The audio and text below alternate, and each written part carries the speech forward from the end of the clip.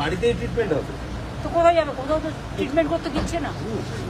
বেলভিউতে লিখেছে প্যান 40 খেতে হবে, প্যান 40 খাবার লিখেছে। বেলভিউতে অনেকগুলো ইঞ্জেকশন দিয়েছে, সেই জন্য ওটা বলেছে। কোনো অ্যান্টিবায়োটিক দিতে গেলে একটা তোমাকে অ্যান্টাসিড খেতে হয়। শুধু ওইটা বললে, অন্যগুলো তো বললে না, অন্য ইঞ্জেকশনগুলো।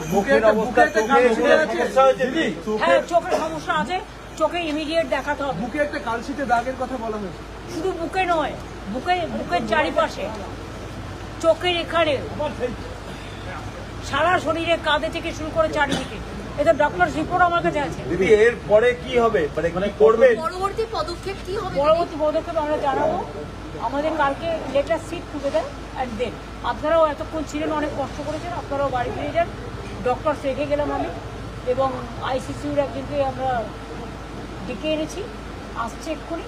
আর সিলিন্ডার, অক্সিজেন সিলিন্ডার আমি কিনতে পাঠিয়েছি, এসে যাবে এক্ষুনি। আর স্যালাইন ওর সাথে ওখান থেকেই নিয়ে এসছে, কিন্তু আরও 3-4টে বোতল কিনে আনতে বললাম। আর প্লাস ডাক্তার আছে।